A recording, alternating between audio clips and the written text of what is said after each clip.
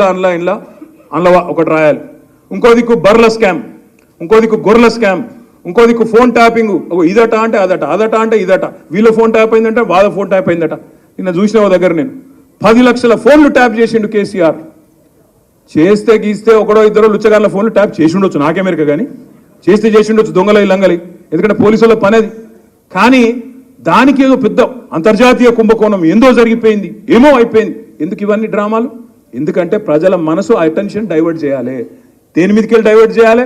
రైతు బంధు ఇస్తలేదు అన్న దాని మీదకి డైవర్ట్ చేయాలి, మహిళలకు 2500 వస్తలేదన్న దాని మీదకి డైవర్ట్ చేయాలి, పెద్ద మనుషులకు 4000 పెన్షన్ వస్తలేదన్న దాని మీదకి వెళ్ళి అటెన్షన్ డైవర్ట్ చేయాలి. దేని మీదకి తిప్పాలి దీన్నంతా? అగో ఏదో జరిగిపోయిందట, కుంభకోణమట, లంబకోణమట.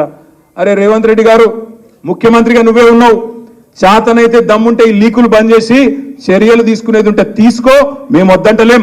కానీ ఈ పనికి మాలిన డ్రామా లాపు. అప్పట్లో నాగార్జునదో సినిమా వచ్చిండే, అందులో పాట ఉంటుంది గ్రీకు వీరుడు అని. ఈయననేమో లీకు వీరుడు రేవంత్ రెడ్డి.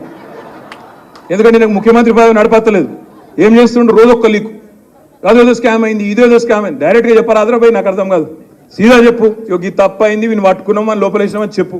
దానికి ఇక్కడ లీక్ ఇచ్చుడు, అక్కడ లీక్ ఇచ్చుడు, యూట్యూబ్లో ఎవరినో ఎల్లనో మళ్ళనని పట్టుకొని వాంతో చెప్పించుడు, తుల్లారలేస్తే తిట్టిపిచ్చుడు, ఫాల్తు మాటలు ఎందుకు నాకు అర్థం కాదు.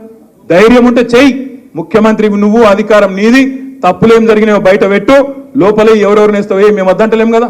అది ఏమి చేయకుండా రైతు రుణమాఫీ అడుగుతారేమో, ఈ బలగొడతారేమో. అందుకే నిన్న మా హరీష్ రావు గారు మంచి స్టేట్మెంట్ ఇచ్చిండు. మీరు కూడా దయచేసి మేడ్చల్లో చెప్పాలా, రైతులకు చెప్పాలా. రేవంత్ రెడ్డి మాట్లాడతాడు, పెద్ద పెద్ద మాటలు మాట్లాడతాడు. రైతులకు ఒకటే మాట నేను విజ్ఞప్తి చేస్తున్నా, మేడ్చల్ కానీ ఇంకో దగ్గర కానీ,